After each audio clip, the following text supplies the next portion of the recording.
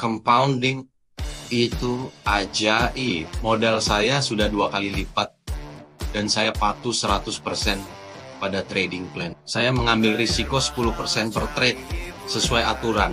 Tapi sekarang 10% itu dihitung dari modal yang jauh lebih besar. Tunggu, apa ini? Saham yang saya beli tiba-tiba anjlok karena ada berita tak terduga, stop loss 10% saya tersentuh. Ya Tuhan, tidak, plus 10%. Angka itu nominalnya sekarang 2 kali lipat dari loss terbesar saya setahun yang lalu.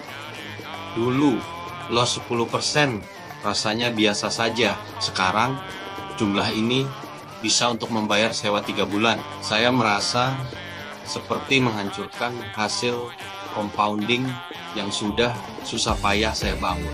Beberapa hari kemudian, saya menemukan setup swing trade baru yang sempurna dengan risk reward rasio 1:2. Tapi, saya tidak berani menekan tombol entry. Tangan saya gemetar saat mencoba menghitung Position size. Analisis saya sudah sempurna, error juga sudah terpenuhi, tapi saya takut mengambil risiko 10% lagi. Kalau trade ini gagal, kerugian nominalnya akan sangat besar.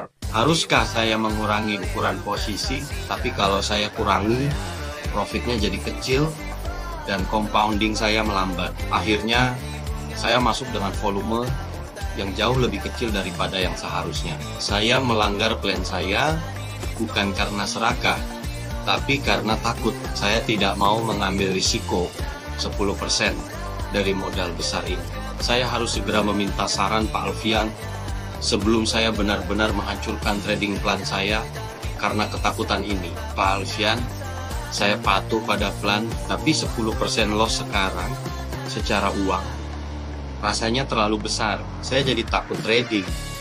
Apa saya harus berhenti compounding dan memindahkan sebagian modal? Kevin, ini adalah transisi mental yang pasti dialami setiap trader yang sukses. Di awal, tujuan kamu adalah pertumbuhan agresif. Risiko 10% itu sangat logis untuk menumbuhkan modal kecil. Sekarang, setelah modal kamu berlipat ganda, tujuanmu bergeser menjadi konservasi modal atau preservation. Risiko 10% secara persentase memang tetap sama, tapi rasa sakitnya atau penia sudah tidak sama lagi. Jangan pindahkan modal, ubah aturannya. Kamu harus mencari titik di mana risiko nominal terasa nyaman untuk kamu. Dulu, 10% loss kamu terasa setara dengan, katakanlah, biaya sewa sebulan. Sekarang, 10% loss setara dengan biaya sewa 3 bulan. Itu jelas melanggar batas kenyamanan psikologis kamu. Solusinya, kamu punya 2 pilihan. Pilihan A, batasi loss nominal. Tetapkan batas kerugian dalam bentuk uang. Misalnya, $5.000 yang terasa nyaman.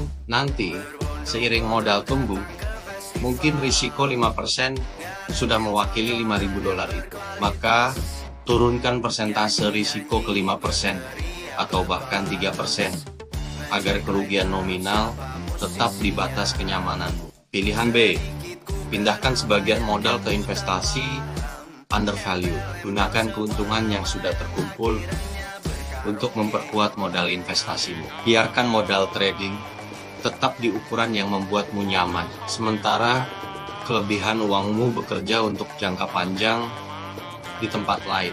Trader yang cerdas itu selalu beradaptasi. Turunkan persentase risikomu. Jadikan compounding kamu lebih lambat, tapi jauh lebih aman. Mendengar itu, saya akhirnya punya arah. Saya memutuskan untuk menurunkan risiko per trade menjadi 5%. Compounding akan sedikit melambat, tetapi kerugian nominal tidak akan lagi menghancurkan mental saya. Saya juga memindahkan sebagian keuntungan ke modal investasi saya di saham lain. Tujuan trading saya sekarang berubah. Dulu, saya mengejar keuntungan. Sekarang, saya melindungi apa yang sudah saya peroleh. Risk management bukan hanya sekadar aturan kaku, tapi sebuah proses adaptasi yang dinamis terhadap ukuran rekening kita. Sekarang saya bisa mengeksekusi trade baru dengan tenang dan yakin.